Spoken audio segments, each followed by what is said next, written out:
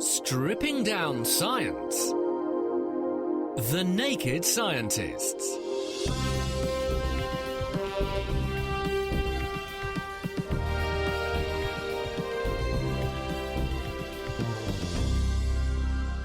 This week, we'll see millions of visitors from around the world flock to the City of London in the UK, hoping to catch a glimpse of the London 2012 Olympic Games. Rather than the sights of Big Ben or Buckingham Palace, their eyes will be firmly focused on the 10,500 athletes competing in one of the 26 sports now part of the competition. I'm Meera Senthilingam, and in this special edition of The Naked Scientists, we'll be exploring the role science and technology can play in these sports today. We'll be meeting the trainers, scientists and athletes using the developments in this field to help them or their team win gold. Or in some cases, like British Olympic rowing champion Steve Redgrave, 5 consecutive golds. Rowing is an endurance-based sport. If you don't have the lung capacity, the VO2 uptake, of transferring that oxygen into energy that goes into the red blood cells to feed the muscles from that point of view, you're not going to be very efficient from that way. So the science behind it becomes immense of training, preparation, monitoring, of trying to improve levels all the time. When I started back in the 70s, there was none of this. How important has scientific understanding, or just the science and the science tests, been in your development, both as training you as a rower, but how important do you also think it is today in, say, the current team and their training?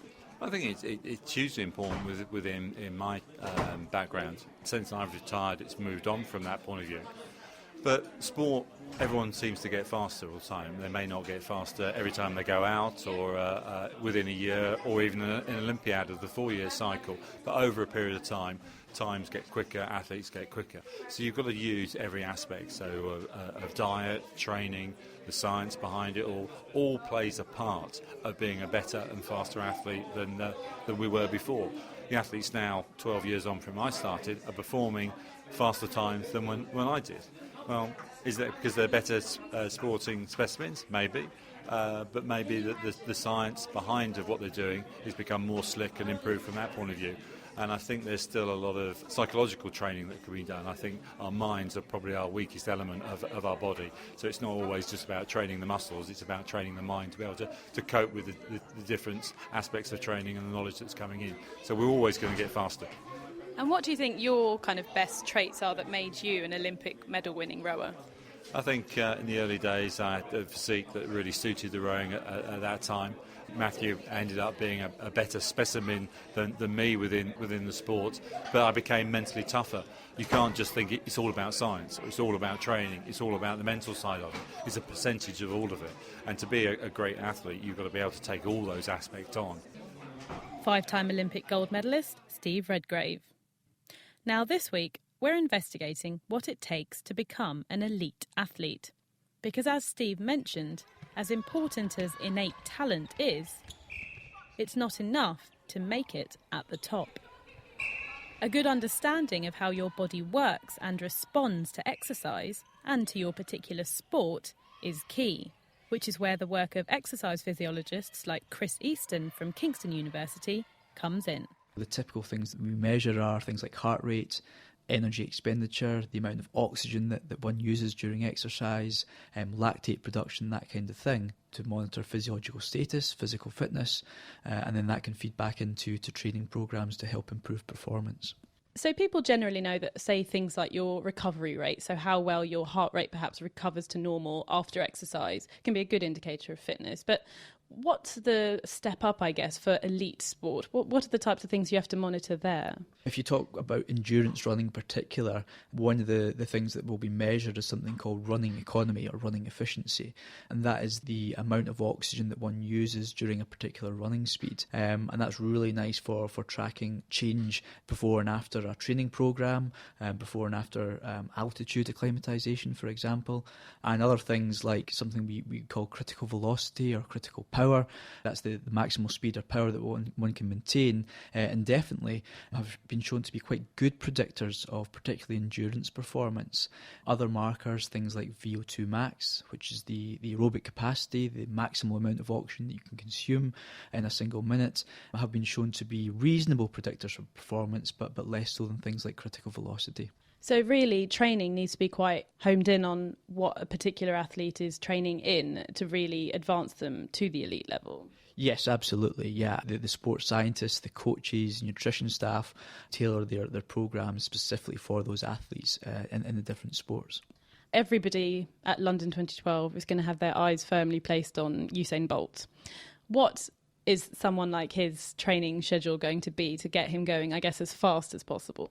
It's difficult to say exactly what he's doing. They do tend to keep these things fairly secretive, but they'll be looking at things like the sort of biomechanical assessment of his gait, the forces that he can produce, particularly out the blocks, his reaction time, and of course, the things that he'll be working on predominantly will be his strength and his speed. Those are the two kind of primary factors that will determine how fast that one can run the 100 metres. So comparing sprinting to other sports, could you give some examples of sports that would have very different physiological factors monitored? 3 good examples to compare would be something like running the marathon, which world records are just over 2 hours for males. Rowing, which the time to complete the 2,000 metre track will be somewhere between 360 and 240 seconds. And weightlifting, which really only requires a 1 to 2 second maximal effort. So, if you look at the endurance sports, the things that will be monitored and measured there will very much focus on the cardiovascular system, the aerobic energy systems, VO2 max, critical velocity, something called the maximal lactate steady state, and the lactate threshold measurements as well. Whereas things like the rowing will look more at the maximum power that one can generate. In weightlifting, they'll look at measurements of strength and, of course, the amount of mass they have in comparison to fat. So that is the lean muscle mass. Those parameters will be fundamental in lifting heavy weights. So with the things like lactate for endurance sports, this is something you don't want to build up because it could hinder performance. Well, I mean, that is a little bit of a myth. In actual fact, lactate can be a positive thing. So, lactate is formed from glucose, which breaks down to something called pyruvate, and then broken down further into lactate. And that lactate can actually go in the reverse direction. So that lactate can actually be used to generate substrate for exercise metabolism. The thing that may have a negative impact is the hydrogen ions, the acid component that's produced along with the lactate. Increased production of hydrogen ions, of acid, can reduce the efficiency of the muscle contractions. And so how would this be monitored and tweaked to improve performance? Well, one of the things that you can measure is something called the lactate threshold, and that is basically the point at which lactate begins to build up in the blood. And what you're using lactate for is really a marker of the increase in hydrogen ions. It's just that lactate is much easier to measure. You can use it, you'll measure it using portable systems, taking a very, very small amount of capillary blood. And additionally, we can also get an idea of the lactate threshold simply by measuring your expired air during exercise. So one of the consequences of an increased production of hydrogen ions, of acid, is that the body's response to that is to produce something called sodium bicarbonate. That then goes through a reaction that in the end result produces water and carbon dioxide. So when we pick up that increased production of carbon dioxide, we know that is going to be close to the point of what we call lactate threshold. And is this threshold something that can be moved? Absolutely, yeah. So, one of the common responses to a training program is that you shift the lactate threshold to the right. So what that means is that the lactate threshold occurs at a higher running speed or a higher cycling power. Clearly, that's going to be beneficial to the athlete because obviously they can then maintain a higher speed or a higher power before that build-up of lactate and hydrogen ions. Chris Easton from Kingston University, who we'll be hearing from again later in the programme, when we visit his lab to see just how an athlete's physiology is monitored. But first, we meet one of the scientists applying this scientific insight to Team GB, ensuring they take to the tracks, pools, water and more in peak condition over the next fortnight. Hi, my name's Dr. Steve Ingham. I'm the Head of Physiology at the English Institute of Sport. As an applied sports scientist, it's our job to bridge fundamental research with the coach and athlete's day-to-day practice and training to try and individualise that physiological concept so that it can work for them, so that they can improve their physiological capabilities, run faster, be stronger, and so on.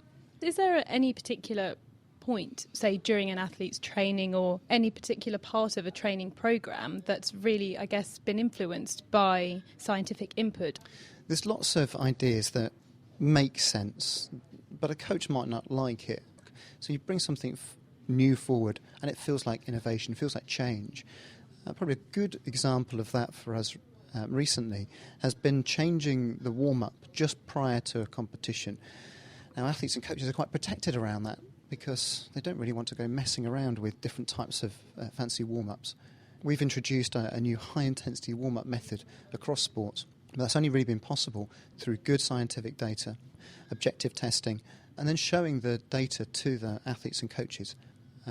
Athletes and coaches suddenly clicked and twigged, yeah, I get this idea now, let's try it out in training, then progress that through to a minor competition and then into a big competition. See the performance data, and then that should speak for itself. And so did it make a particularly big difference? Well, a performance gain of about 1% difference to a runner, for example, that's 5 metres or so. It's a lot. They don't have to work particularly hard to achieve it, and it works in the right direction. So I guess all of this knowledge and this scientific kind of input, how big a role does that play today, and should it play as big a role as it is? If a coach or an athlete trains or prepares in a certain way that's based on just superstition or habit, that doesn't really cut it in this day and age. You've got to have good evidence as to why you're doing a certain thing.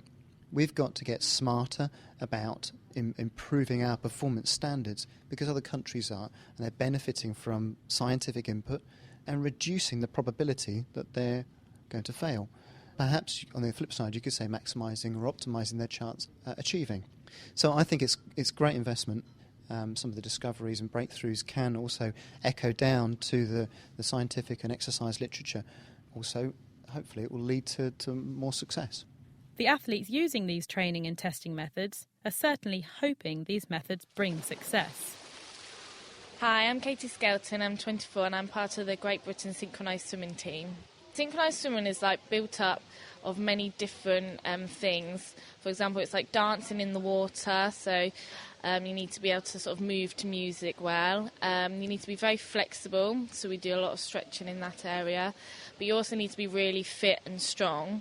So we work a lot in the gym, doing weights and a lot of fitness. So we do a lot of speed swimming, like swimming up and down. So there's loads of components to make you a good synchronised swimmer. And what about, I guess, your actual knowledge of how your body works? Physiology has helped us with learning about our body over the years. For example, we do the VO2 max test. This is really important because we need to be fit to be able to swim our routine. We also do lactate testing, which is really useful for us to do when we're training. They've also done it when we were at the Europeans to see whether the intensity and the lactic acid is the same during training and competing, to see whether there's any difference. They've also done it on other teams as well to see the variables within the different teams and different countries, looking at what level the winners to where we're ranked, to see what the difference is to help us improve. And have you found that quite useful? So has it led to improvements in your performance? Yes, because you realise when is best to do sort of physical training, when is to go easier. They know when we're going to really build up lactic acid and, is the routine hard enough, because they will need to be able to reach a certain lactate point. So it's really helped us improve. And also seeing a difference are the Team GB adaptive rowers. Hi, my name's Pam Ralph and I'm in the Legs, Trunk and Arms Mixed Cox 4. That's a boat with 2 men, 2 women and a cox, and we row over 1,000 metres. Rowing is an endurance sport, so I wouldn't say that I was the most powerful of athletes, but when it sort of gets hard, I just keep going. Long arms, long legs and being quite tall, I think, is probably the best physical traits that you need. Do you work with physiologists to really get an insight into what's going on inside your body whilst you're training? Yeah, so we get lactate tested during endurance training. We have testing called skin fold testing, which is essentially measuring how much body fat you have on your body. So, for example, if I was to put on weight, but my skin fold number was to go down, then that would mean that the weight I've put on has been muscle mass rather than fat, which is obviously good to have a lot more muscle if you want to be a professional athlete. Another test that we can do is a VO2 max test. So there's really a lot tested. You're getting blood samples and so on out whilst you're rowing, but you're also tested in the lab. Yeah, we're tested in the lab, and we're also tested when we're on camp to make sure that we're hydrated. We have to do urine tests every single morning to make sure that we're fully hydrated, and that's quite useful to see, because I think it's a 1% drop in hydration equals a 5% drop in aerobic fitness or something along those lines. So I think that having information available to you in sport isn't necessarily essential. I think that if you do the training, your body's going to get fitter, but I think it really gives you an idea and an insight into what your body's capable of and what stresses you can put your body under before it breaks. Pam Ralph, and before her Victoria Skelton from Team GB, and before them Steve Ingham, Head of Physiology at the English Institute of Sport. And you can hear more from them and other athletes and trainers by visiting the Physiological Society's Understanding Life website, where the uses of physiology in training are explored further, online at understanding-life.org. The Naked Scientists podcast is powered by UK Fast, the UK's best hosting provider. On the web at ukfast.co.uk. I'm Mira Senthilingam, and you're listening to a special sporting edition of The Naked Scientists. We're heading out to the track this week to see how the Usain Bolts and, more locally, Mark Cavendish of the world are incorporating scientific insight into their day-to-day training and preparation for London 2012, taking place this week. We heard earlier from Kingston University's Chris Easton on the various physiological traits that are monitored and improved upon at the elite level. But Chris also took me on a visit to his lab. A lab filled with bikes and treadmills, all with many forms of machinery attached, to see some testing in action. Unfortunately, not on Usain Bolt, but instead on myself. We do most of our performance testing in here for research, consultancy work, and for teaching as well. And obviously for runners, we'd use the treadmills for those performance tests. So this particular treadmill doesn't look like the average one at a gym, so it's got a much bigger screen, a variety of settings, and 2 computer screens next to it. Yeah, that's right. So, this treadmill that we can use for incremental exercise tests, so we can very quickly change the speed and the gradient. And what we have alongside it is a metabolic analyzer, a device that will allow us to measure your expired air to determine how much oxygen you're using and your energy expenditure during exercise. So initially, it looks like just a box with a variety of wires coming out. How would you actually measure that on someone? What we do is we'll attach a face mask to you and we'll actually attach you to the system, as it were. So the wires will be connected to your face mask. We'll measure the concentration of oxygen and carbon dioxide in your expired air and also your breathing rate as well, so how much air you're actually breathing out with each breath. And so how fast does this treadmill actually go? And is that representative of how fast, say, an endurance runner would run? This treadmill only goes up to 20 kilometres an hour. Our other treadmill goes up to 40 kilometres an hour. But to give you an example with this one, this wouldn't even be able to get up to the speed of the world record marathon pace, which is run close to 21 kilometres per hour. And I think if you took most even fairly fit individuals off the street, they'd be lucky to maintain that pace for more than a few seconds. Chris, I've got my trainers on. I'm going to have an initial go anyway. So what are the kinds of things you would expose someone to? So I'm just getting on now. So what we do is we do an incremental exercise test. We'd start you off fairly low, 8 kilometres an hour or so, and then we'll increase either the speed or the gradient to the point where you can't keep up with the speed on the treadmill.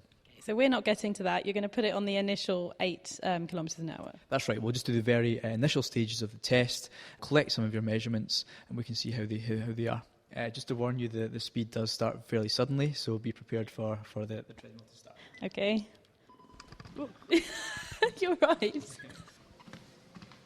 So I've got a heart rate monitor on at the moment already, but as well as this, you want to look at what's going in and out of my breath.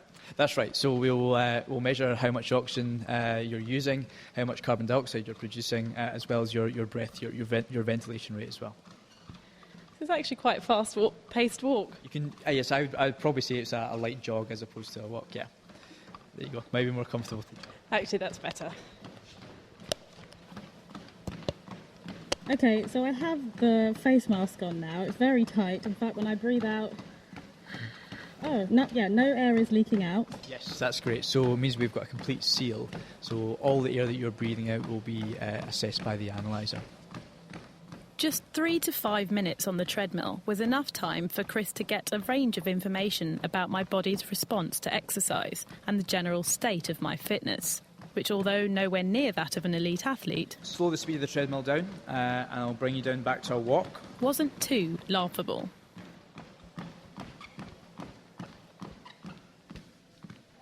Okay, so the face mask's off, but now you need a blood sample. That's right. So what we'll do is we'll collect a very, very small sample of capillary blood, and we'll assess that for lactate concentration. So my fingers you need? Yes, that's right. Right, you're squeezing my blood out of my finger now. Yes, okay, so I've just... and I'm just using a portable analyser to collect that very small sample of blood. So this is essentially like a little box the size of maybe 2 matchboxes together with a small strip sticking out, which is what you put my blood onto. That's right, yeah. So really good because it allows us to do a lot of these measurements in the field. So at the side of the track, at the swimming pool, in an athlete's natural environment, as opposed to having to ask them to come into the lab and do these things on the treadmill. So whilst we're waiting for the results, say, of my blood test, you've got a variety of kind of statistics about my performance just at this basic level already there. So is this, I'm assuming, from my face mask and so on? That's right. So we took some very basic measurements and looking firstly at the VO2, which is the oxygen consumption, how much oxygen you're using every minute. And that's telling us that you're using 2.2 litres of oxygen for every minute of exercise. And to put that in a slightly different way, you're using 32 milligrams of oxygen for every kilogram of your body mass. So that's nice because it allows us to compare between people of different body sizes. And how would that compare, say, to an athlete? An elite athlete, you'd expect that their VO2, their oxygen consumption, would actually be lower because they're more efficient. So they would require less oxygen, less energy to produce the same running speed. So how much, I guess, lower would theirs be? I mean, it's difficult to say for sure, depending on the athlete, but you might expect theirs to be somewhere maybe 20 milligrams per kilogram per minute or so. And you have some other figures noted down there as well. What are these? So something is 0.74. Yeah, so that's a measurement called the respiratory exchange ratio or respiratory quotient. And very simply, it's just a ratio of the amount of carbon dioxide that you're producing to the amount of oxygen that you're using. Now, that's very, very useful because, well, firstly, it can give us an indicator of your metabolic rate if we take the measurement during rest, but also it lets us know the type of fuel that you're actually using for that exercise. So your respiratory exchange ratio was 0.74, which indicates that you're predominantly using fat for that 8 kilometres an hour, which is obviously a good thing. Yeah, and that's what you'd expect. As the intensity is low, you use more fat. As you progressively increase the intensity, you use more carbohydrate, and consequently, you get an increase in this respiratory exchange ratio. And so I think my blood test's now ready. Yes, so we measured the lactate concentration in your blood, and it gave us a value of 1.8 millimoles per litre. So that's 1.8 millimoles of lactate per litre of blood, and that's very, very slightly raised from resting values, but certainly indicates that the intensity of exercise that you did there was below your lactate threshold. So we haven't seen that large rise in lactate that we'd expect to occur after the lactate threshold. And so somebody, say, now walks in through the door, that's a good athlete. What do you need to do, all in all, to get them to hopefully be an elite athlete? The question is almost impossible to answer. I mean, it's only such a small percentage ever actually make it to that elite level. As physiologists, we can contribute to that in some way by measuring some of these parameters during exercise, but ultimately there are so many other factors from psychology and genetics that will contribute to whether somebody truly does make an elite athlete. If there was one training program that made everyone great, then you'd have millions of elite athletes, and of course that's not the reality. Unfortunately, although I was reasonably fit, Chris didn't see much hope of me being a GB representative at Rio 2016. That was Chris Easton from Kingston University. The buzz and thrill of a sporting event can provide a real adrenaline rush when it's an athlete's time to perform. But with thousands of eyes directly on them, and many billions more on television screens around the world, performance becomes about mind as well as body. And when your mind gets stage fright, things can go horridly wrong. Thankfully, sports psychologists are on hand to help, as naked scientist Ben Valsler found out talking to Dave Collins from the University of Central Lancashire. To be honest, I think that the psychology is the absolute paramount issue. It's the paramount issue because generally when you get to the top level, most people are as fit as each other, most people are as committed as each other. Once you get into the modern systems of institutes and academies around the world, they're well advised on nutrition, they're well serviced on technique, they've got similar equipment. What now makes the difference is what's going on between their ears as they train, so the time that they spend in preparation, and of course then on the day of execution. The other thing to recognise is that all those other disciplines have knock-ons into the mental side, so that what sorts of training I'm doing and whether I perceive it's the right sort of training or not will actually determine in no small part its effect. And if I'm confident that if I'm eating the right things and doing the right things, then that's likely to have a psychological knock-on as well. So we think of sports psychology as being about getting in the zone, psyching yourself out just before the race or whatever event it is that you're taking part in. But clearly it actually starts a lot earlier than that. It's almost like if you're going to the competition and you're very, very confident in the level of your preparation, you're very, very confident that no stone has been left unturned, then probably getting yourself into the zone and psyching yourself up for the day is something that you don't need to do. If all of a sudden things haven't gone as well, then that's when you need to get there. So you've mentioned confidence a couple of times there. What are the tricks? What are the psychological states that we need to get athletes into? It's easier to quickly describe what might get in the way. Let's say you're a tennis player. You shouldn't need to think about how you execute a forehand topspin. You shouldn't need to think about what sorts of things you're going to do. You might need to plan your tactics and spot what's going on. So there's a level of consciousness and unconsciousness that needs to apply to your techniques. Execute techniques unconsciously. Think carefully about the skills and the tactics that you want to apply. And it's where that cut-off line goes, and therefore how effective you are at deploying the tools that you've developed, which is a big factor.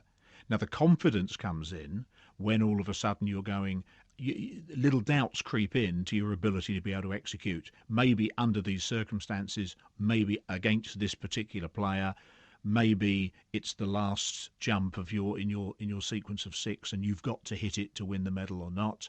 And that's when the manipulations that you described earlier come in, the manipulations of trying to get someone to be in the zone, to think about being in the zone. And what sort of changes do we see physiologically in response to the psychological difference? Because presumably there must be changes in order to enable people to perform better. The mind's linked to the rest of the body, and it's something that's often overlooked. So when someone's executing well, just in a qualitative sense, if you watch their performance, we'll use words like they seem to have a lot of time, or things seem to happen, quite smoothly and quite easily for them. There is an effortlessness to a peak performance that is about executing the exact muscles in the exact ways, in the exact sequence, with exactly the level of force you need, and no more. Now, if I were to contrast that with most people learning how to do skills, for example, a learner skier would be very, very stiff, very, very jerky, movements very hard, furrowed brow of concentration, as opposed to a top-class skier, which would be very smooth, very flowing, low effort, enjoyable. Those are the sorts of technical differences which anybody can see that show that someone is executing to the plan. Because the conscious control is grosser, cruder, and less finely tuned than the unconscious control. So when you superimpose conscious control on a move that you can do quite well unconsciously, what tends to happen is that part of the movement is exaggerated, overdone, or the timing goes out, and as a result, the whole suffers. And how can we actually start to evaluate this in a more quantitative way, what are the tricks that we can use to gather evidence about the best approaches? Or is it always going to be a qualitative thing where one approach is best for one person and another approach for someone else? It is always going to be individual, because what people are doing and how they are thinking and what sorts of things are happening to them is very individual. For example, the received wisdom in target shooting is that most people will pull the trigger or release the arrow in what's called the interbeat interval, the pause between the bump, bump, bump, bump that you get from your heart, the reason being there's less tremor in the body. So if you were to turn up with that sort of received wisdom, what you would do is to train people to become aware of where their heartbeat was and say, what I want you to do is to squeeze the trigger, is to release the arrow in the interbeat interval. Research we've done shows that 5 out of the 6 top pistol shots in the country actually squeeze the trigger on the beat. So all of a sudden, what received wisdom and lots of science actually shows doesn't necessarily apply to an individual. Therefore, you have to make sure it's individualised. We've heard a lot about the new technologies that people use for very high-speed footage, for example, and are there any technologies that you can learn from or that you can use to help people learn a bit more about their psychological state? I think it's very useful to be able to quantify this mystical in-the-zone type experience. So my own work with athletes, I've used electroencephalography. I've attached electrodes to people's skulls, measuring what's going on and able to point to them that, okay, you are going to execute better in this sort of state. What that feels like to you is a sort of a very focused but unaware of what's going on the outside type of situation. Now, that would be very appropriate for a weightlifter, for a shot putter, for someone who's executing what we call a closed skill, a skill where they're in complete control of what's happening. They don't have to react to an opponent. You might measure electromyography. You might stick electrodes onto their muscles to see which muscles are firing in what sequence, in what way. You certainly would use three-dimensional analysis of their movement, what's called kinematics, to look at, again, the sort of the patterns of movement that they execute, and also to actually show them that when they're in the zone, this is what's happening, and that actually they're moving faster for possibly less muscular effort, and that helps them to acquire the skill necessary to put themselves there and keep themselves there when the pressure's on. Dave Collins there, Professor of Coaching and Performance at the University of Central Lancashire, talking to Ben Valsler. Now, as well as biological improvements, many of today's sporting successes are down to advances in technology as well. Professor Guangzhong Yang is directing the Esprit project at Imperial College London, where his team are developing a network of body sensors to track every move an athlete makes. And I caught up with him at the Science Museum in London to find out more about how they work. Traditionally for sports science, the performance measurement is done in the laboratory setting. In those laboratory settings typically involve large equipment, big markers attached to the body, and for general sports science it's fine in terms of understanding how body function and so on, but for elite athletes, you want something that is small, non-intrusive, figuring out ways of how do we improve the consistency and also competitive advantage of the athletes. So I guess there are kind of two benefits really. You're getting people out of the lab in their real setting so you can actually see how they would perform, say, and you're also trying to be as unobtrusive as possible. That's correct, yes. So we're in the Science Museum at the moment where you've just launched a temporary exhibition in their antenna section. And we've got one of your sensors here just in front of us, and it essentially just looks really like a hearing aid, but a bright blue one. That's right. This particular sensor is called the Airworm Activity Recognition Sensor. Now let me ask you, if I want to detect a problem with your ankle or your knee, or the way how you walk or run, where would you position your sensor? I'm thinking around the ankle or the joints there, but this one won't go there. That's right, yeah. So this sensor that is put behind the ear and is exactly to measure that.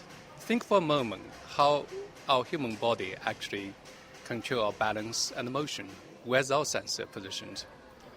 Around, yes, in the ear, because essentially that's what balance and things like that, isn't it? That's right. In the inner ear, you have semicircular canals to control the balance and so on. And so our design is very much a replication or by design that will use this sensor, put behind the ear, and monitor your gait, which is how you walk or how you run, and also other biomotion factors or indices. So if you have a problem with your ankle or your knee, you actually will try to compensate that and to elevate the pain, and therefore changes your gait. And use this, then you'll be able to pick up those signs. If I had this ear sensor on right now, and I'm walking along just in a straight line, what can you monitor about me in this moment? So this will measure what we call ground reaction force. So when you walk, you have the heel strike, then you transfer the body weight, and then you have the toe off, then you swing, and so on. And with this, you can actually see this waveform, that the two peaks as you see here. Typically, you have to measure this in the laboratory. You either use a pressure insole, i.e. sensor put in your shoes, or you use force plates which tend to be expensive.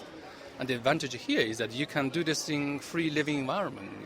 And is it mainly this kind of movement, so things like gait, or are there other factors being monitored too?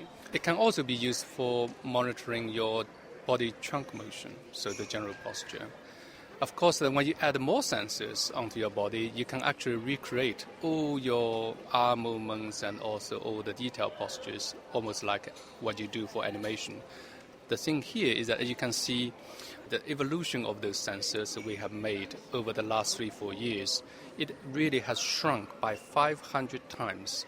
You see the little sensor towards the right, which is the size of your small fingernail. Yeah, just less than a centimetre squared.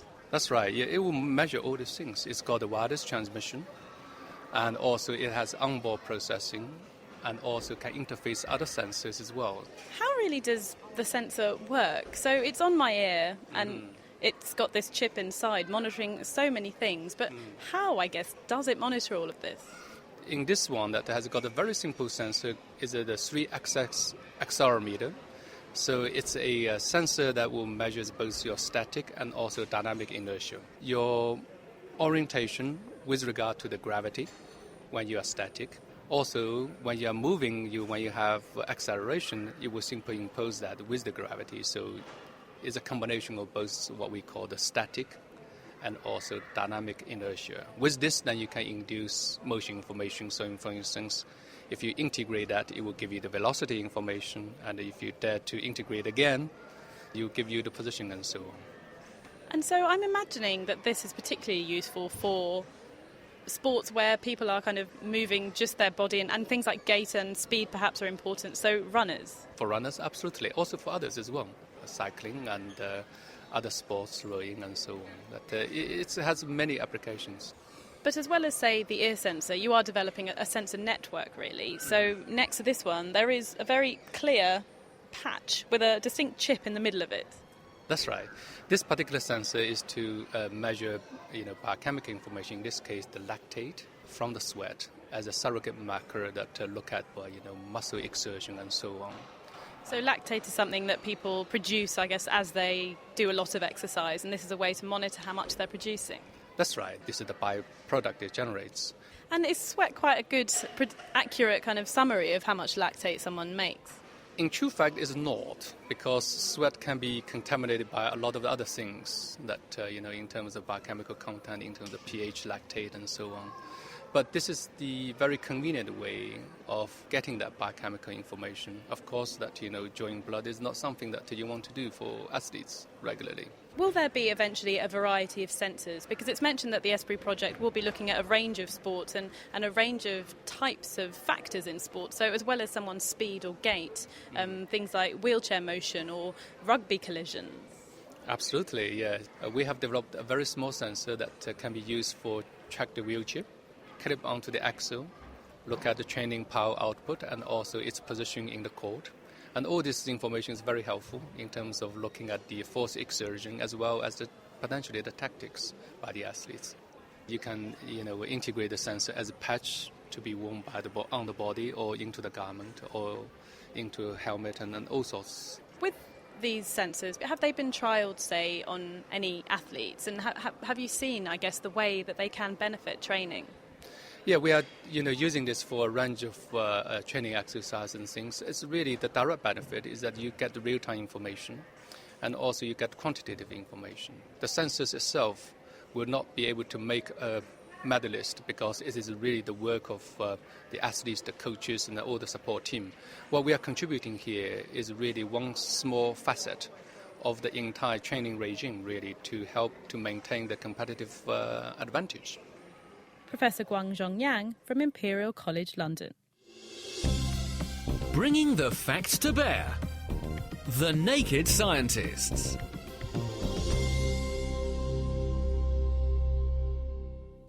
When it comes to technology and the use of technology in sport, there's one sporting event that's miles ahead. In fact, so far ahead, it's lapped the others many times. Formula One. And one company pioneering developments on the racetrack are McLaren, who in recent years have also spun out McLaren Applied Technologies to spread their technology to other sports as well. I visited their headquarters in Surrey in the UK and met Programme Director Caroline Hargrove to get up to speed.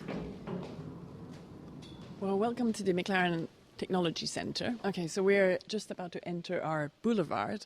That is also a showcase of some of our old winning cars. Before us is an array of a range of McLaren cars. We start with the very first Bruce McLaren winning car that he used at the age of 15 and he rebuilt, and it's an old Austin 7, and it sets the tone to show how motor racing has changed over the last 40 years. Very different. It's gone from a very much a big kind of box-like shape to very slick, much closer to the ground, much wider. It's just even one look through our boulevard, how aerodynamics have changed over the last 20 years. How big a part does science and technology and engineering play in F1? It's all about science and technology, from every nut and bolt to the driver, what they eat, what they do as fitness programs. Everything is monitored and detailed because actually each team is quite large for two drivers when you think about it. And it's mainly, largely mechanics and engineers who are obsessed with the detail because it's about the detail. And I guess because there are many aspects to, Formula One. So there's the materials you use to make the cars, there's the design of the cars, there's monitoring the movements and speeds of the cars, and actually then also monitoring the driver inside. Every single aspect must be done very carefully. So I'd say it's well known in Formula One that carbon fibre has been transformational and it has been pushed to different limits through what Formula One has done. Then, of course, the aerodynamics, huge amounts of time and effort spent in wind tunnels and especially in CFD, which means computational fluid dynamics. So that's a lot of computational power that is now available and makes that possible. And then, of course, what you learn from that gets into the design and the best suspension to cope with all of that. And then, of course, the driver has to drive this. So all the systems, the operational systems, the data, the telemetry to monitor what's happening. It's quite a long range of tasks that need to happen to make of a car driving and winning a championship at the other end. Walking down the boulevard, you've got a range of cars as they've developed over the years here at McLaren. So let's just stop by this one here.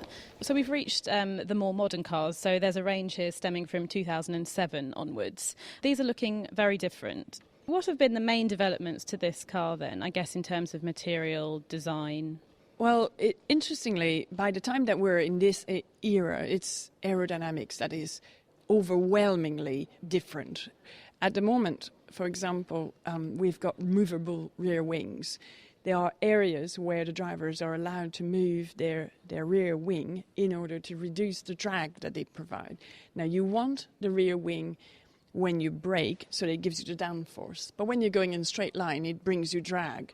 So there's a drag reduction system, this DRS, that when you press your button, it changes the wing angle.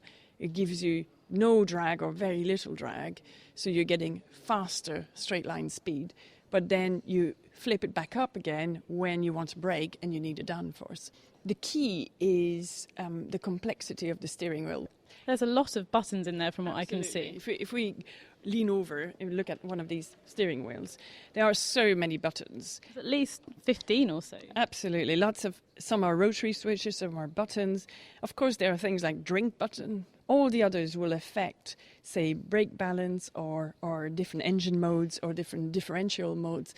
And these are very important these days because the cars can't refuel during a race, so you start very heavy and you're going to finish very light. And that changes enormously the characteristics and the balance of the car, so you need to be able to prepare for it. But the drivers have got to cope with that as well as coping with their driving. All of this at high speed. Completely. And all of this fighting off opposition coming to overtake them and vice versa. And just lastly, really, at the end of the boulevard here, you've got something very different to a car, although actually not that different technically. We've got a very slick-looking bicycle here. McLaren Applied Technologies has been set up to exploit some of the Formula One technology that's come out into other areas. And it makes sense for bicycles, people see it, but it was great fun to come up with a project that applied principles of finite element analysis, the use of the materials, so the carbon fibre in a certain way, in order to provide this edge of performance on a bicycle. And you've actually seen quite good results with the bikes to date. Absolutely. We were very lucky to have Mark Cavendish as one of the specialised riders last year, and the very first race that this bike came out, the San Remo race, was won by Matt Goss on this bike, which was lovely. Caroline Hargrove from McLaren Applied Technologies. And the engineer designing the bikes she shows me is design director Duncan Bradley, who showed me how the design of tour-winning bikes that speed through the finish line is down to the technology F1 is most famous for, telemetry. So telemetry is all about collection of data and taking information from a piece of equipment through to delivering that to an engineer so he can understand what's going on. So in a Formula One world, that would be how the engine's performing or the tyres are performing during a race, and then maybe altering our strategy accordingly to do that. So a lot of the things that we do on a Formula One car, we do on a bike or an athlete. So your load conditions, the forces that are put through certain materials, and from that we're able to then see how well the material, for instance, is performing with those loads, and then maybe make a choice on the geometry around that or the material choice itself to make that even more efficient. How is the information actually collected? So you are monitoring, I guess, what speeds and potentially even things about the driver or athlete themselves. How is that done? So when it comes to the telemetry system itself, and we're kind of standing in the workshop where we actually do all that kind of thing now, we have a series of high-speed data loggers, typically, collecting a whole range of sensory information, as well as how the equipment responds, and ultimately, actually, how does that translate into speed? But the key thing is actually to interpret that data. So knowing what to actually do with the information. Yes, indeed. So certainly, it's some of these systems are extremely complex, and the gains are very small. So you have to really dig into quite a lot of detail to really see the insight. And I guess an example here is you've got a section of a bike. In fact, we're surrounded by bikes here. There's a box located just underneath the seat. Is this what collects everything about the cyclist and their bike? Well, yes, we can mount sensors pretty much anywhere on the body or on the bike. So what we've got here is a modern-day carbon fibre racing bike. For instance, it would be really interesting for an athlete to know is how his power that he's putting through the pedals results in speed at the back wheel, how the pedals transmit that to the frame, how the frame then transmits that to the back wheels, but all of what happens actually in between. So, in quite high resolution detail, what's happening in that composite structure, what's happening between the plies of the carbon fibre, are they managing the energy in the most efficient way, is the bike flexing in the correct way? And if we understand that, we can then modify that structure to be even more efficient, and so more energy that the rider puts in makes it to the back wheel. So you can see here if the athlete pushes down on the pedals, it results in the frame flexing and power being delivered to the rear wheels. And the rear wheel is moving extremely fast, actually. Well, yes, it moves extremely fast through a very long period of time. So if you're in one of the perhaps classic road races, you can be racing for 300 kilometres. So you don't have to make many improvements to actually be quite a long way ahead at the end of the race. It's all about marginal gains. So how do you really then go to the next stage of working on your designs based on what you've managed to get, the information you've managed to get? One area which we've done that recently is in a time trial aerodynamic helmet, where previous designs have been quite based around wind tunnel, straight head-on speed and head-on wind. But actually, when we looked into it, what's actually was important was how the athlete was moving his head. The actual real conditions out on the road and out on the track are quite different to the really kind of optimum environment of a wind tunnel. And by looking at those different types of influences from the environment, we're able to change the aerodynamics of the helmet to give a much, much better performance over a race distance. And is this something that's being used, say, by the cyclists now, say, out on tours or say in the Olympics? Yes, so we have currently the helmet's being used in the Tour de France, but will make an appearance in the Olympics. And how does it really differ, I guess, in terms of, say, what was accounted for to change the aerodynamics? So within that particular example, we identified certain areas around the sides of the helmet which significantly reduced the performance of the athlete.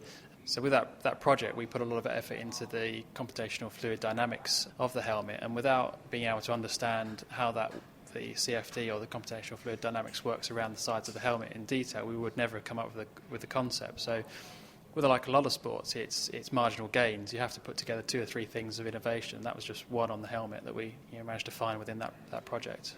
And I guess this can and is being applied to quite a range of sports today. So cycling isn't just the only thing that we're looking at. Within applied technologies, we look at the Winter Olympic programs, there's sailing. In a sailboat, we have a lot of factors which can affect the performance of a boat. It's not just the equipment itself, but all the exterior environmental conditions, the wave conditions, the wind conditions.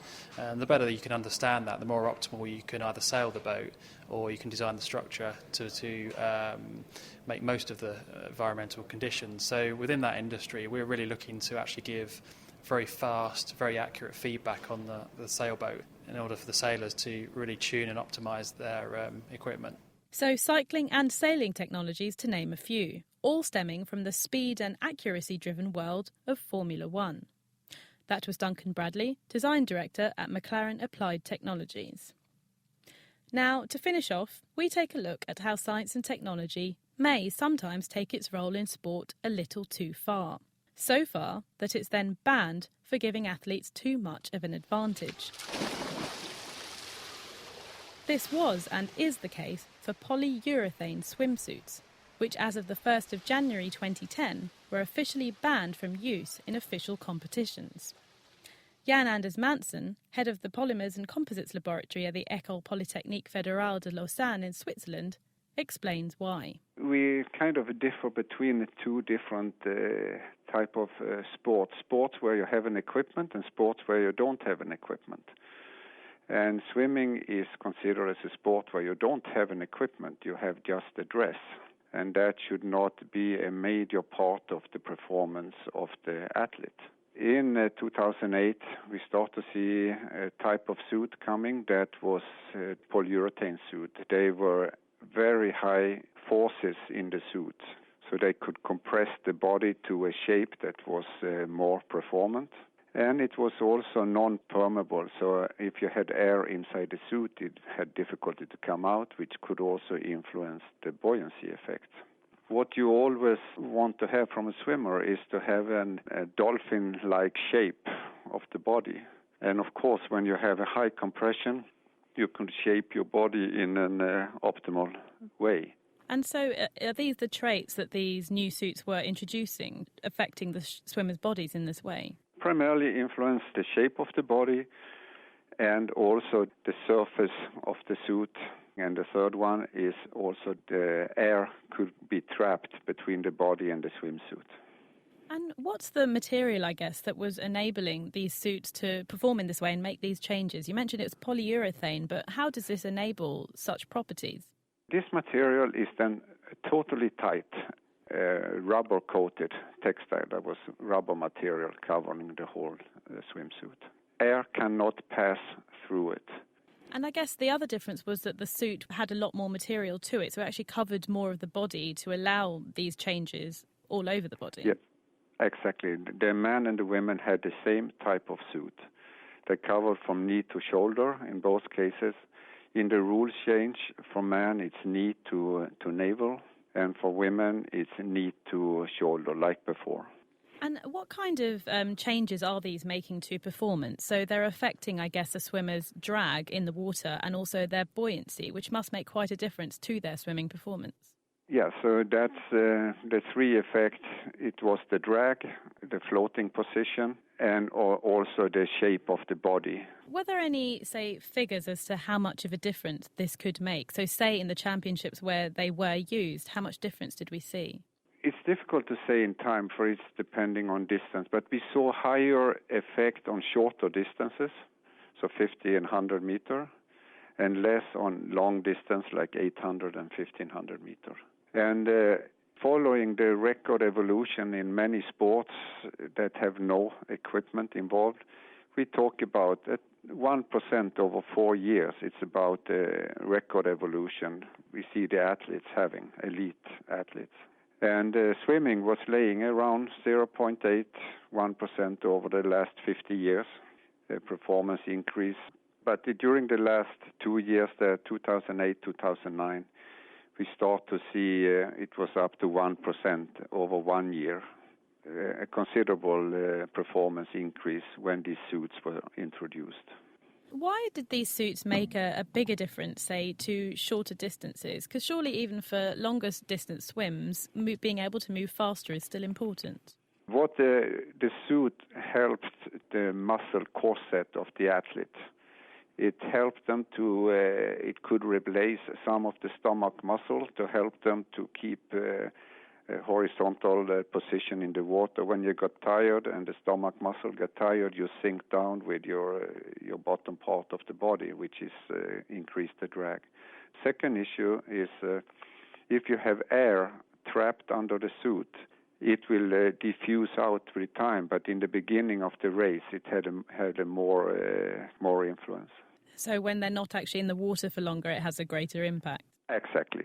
Why was this suit, say, the cutoff? So we've seen changes in swimsuits used by professional athletes over many years. So kind of shark skin-based suits were incorporated and various other technologies have been used. I guess why was the line drawn here, the polyurethane? For a reason, it was absolutely tight. And it was very, very high forces that could be introduced in the suit. It could really compress the body to even out all differences in the body shape, and the air couldn't come out that was under the suit. And so what's the situation now then? What kind of suit is allowed and what limit of technology is acceptable now? The suit have to be made of a textile material. Textile material, it means when you stretch it, it open up hole in so air can come out. There is no plastic allowed to be put on top of the textile. They have to be thinner in thickness, the textile. That also limits some of the compression forces that you could put on the body. And is there an actual thickness measurement that's been set? Yes, the thickness is 0.8 millimeter. And the permeability of the textile has to be more than 80 liters per square meter, so how much air can get through the textile. And then there is a buoyancy requirement on the textile material as well. It can't be too light. And this is done also in close discussion with the manufacturer. We meet with them regularly as well as with the athlete and the coaches. This year, the London 2012 Olympics will be the first Olympics then since this ban has been incorporated and introduced. What difference do you expect to see to the swimmers and their performance this year? I don't expect to see as many world records as we have maybe been used to. Just to give you some example, in Rome, I think we had a 26 world record.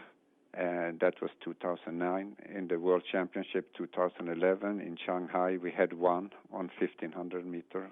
So yes, it have hold back the times slightly, but this is just a matter of time until the athlete's capability have regained that difference.